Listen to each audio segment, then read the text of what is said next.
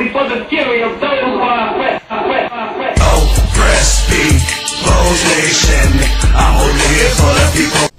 Hi, this is Nation Talk, and this is Sister Brown. I'm here with Brother Ernest L. Smith, who is the founder of OPN, which stands for Oppressed People's Nation.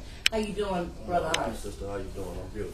I heard yesterday you guys had a rally at the Cleveland Clinic, the Intercontinental Hotel at 9801 Carnegie Avenue. Yes, we did. Strong Center! Save Huron Road! Strong Center! Yes, we did. We had a rally at 8 a.m. in the morning to protest this keynote speaker, this buffoon. Cosgrove was the keynote speaker at a Dr. Martin Luther King event, and we want to, how can this man be the keynote speaker? He closed down the trauma center in the black and oppressed community. It was cold outside, it was early outside, but they oppressing the people cold and early. So we out there for the people cold and early. It doesn't matter what time or what weather. We must save the trauma center at Huron Road. And what was there any politicians out there at your rally? Any professionals? Any black professionals? Yeah, I seen a doctor, I seen a lawyer, and I seen Councilman Conwell. I also seen a few councilmen that was supposed to be out there ride past, but that's another story. It's a different story. Okay, that wasn't the Cleveland councilman that you saw riding past, right? I actually that was saw East Cleveland councilman. Okay, all right. We ain't gonna put his name out there, but that was the East Cleveland councilman that was sitting in the lion's den eating the sweet meat while we was out there fighting for the Martin Luther King. When they say celebrate, remember, and act, then that's what you're doing. But when you go out there and you celebrate, you remember, and you protest, then you're keeping the dream alive. Because see, when you talk about human rights and you talk about health care rights, those two go together. Right. Tell me this, when y'all was out there, because it was kind of cold, who were some of the other activists that actually collaborated with you guys in this here protest to save Huron Road? Right. Well, it was the great Black on Black Crime Inc. Okay. Sister Donna Brown, Sister Judy Martin, Brother Art McCoy. I'm saying it was a few activists and organizers out there. Okay. Tell me this. How do you really feel about them closing your hospital? Because you actually grew up in East Cleveland, if I'm not mistaken. Right. Grew up in East Cleveland since 1978. It's a shame and it's a travesty of justice. Once again, the rich are stomping on the head of the poor people. I mean, it's a shame that our community is full of drama, full of headache, it's also some good things, but the bottom line is it's also full of things that we need that hospital there. So they take away the trauma center on Terrence Road, which means in good weather we would have to travel at least 15 to 30 minutes to another hospital, which means we DOA, dead on arrival. It's like they pounding on the heads of the people. It's like they getting richer off the poor people. How you gonna take the trauma center away in the poor people's neighborhood where they know daggone well that we need this trauma center at Huron Road? So I feel very bad, but at the same time I feel very strong because me and the people I named and more people, a lot of people, we gonna stand up and fight this injustice, and we gonna be here until the end, and we will not be moved and we will not stop until they take the Huron Road Trauma Center off the list to be closed. And it's a good thing that we've got men out here, because that's when you're dealing with men, you have to send men to deal with men. And the reason you do that, it kind of levels the playing field. Sometimes when you send a woman to do a man's job, you don't get the results that you wanted. So that's why I'm really happy to be part of this coalition.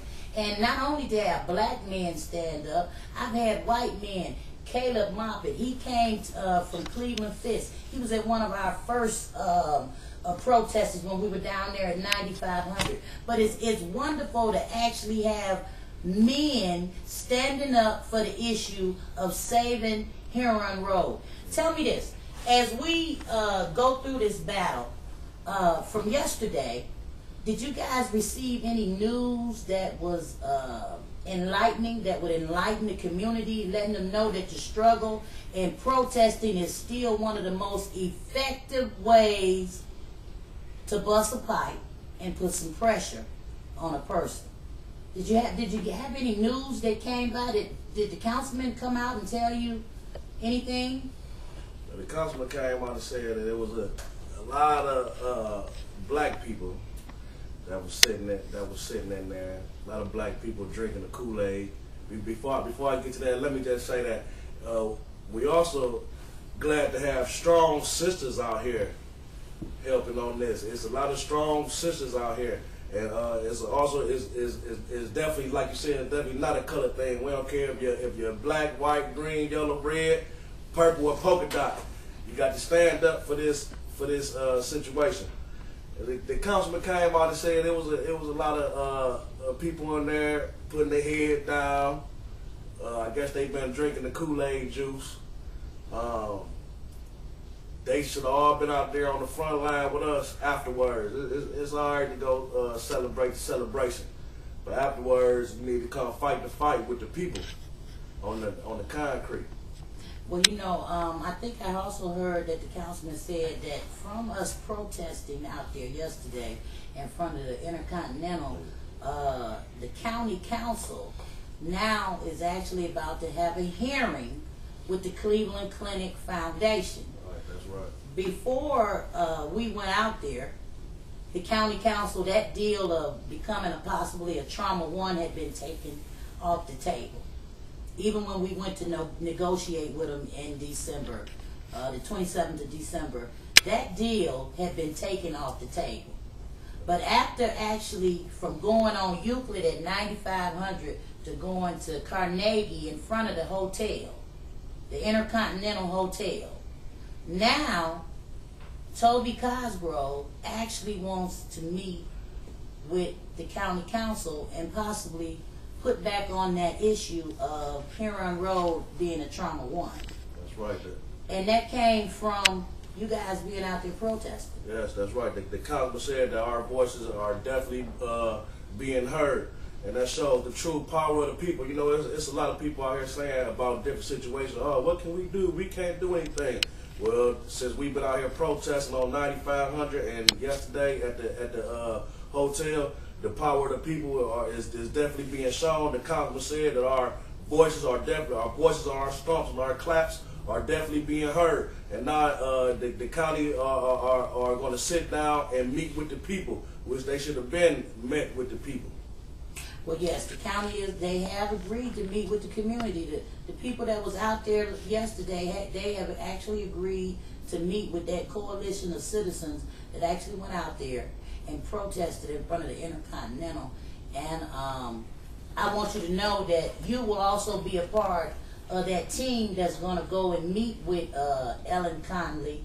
We also want to see if Mr. McCoy, Art McCoy, if he will be part of that team that will go meet with Ellen Conley. And we're also looking at Mr. Dawson, who was the lawyer. And he's also an East Cleveland resident. We want to have a strong team going in there, but we also want to have a strong team of people that have actually been out there in the protesting, for those poor protesters that have actually made something come from nothing. Because if it hadn't have been for you guys going out there protesting, right now, Huron Road, the issue would already be closed because it's wintertime, it's cold. People don't actually, you know, let's keep it real. Black folks don't protest in the winter. That's why they went ahead and put it out there. Okay, but we just letting them know, you know, win, lose, or draw, the bottom of the line, we have to be able to leave something to our children, a legacy that we will stand up and fight for what we think is right, and fight when resources are leaving our community.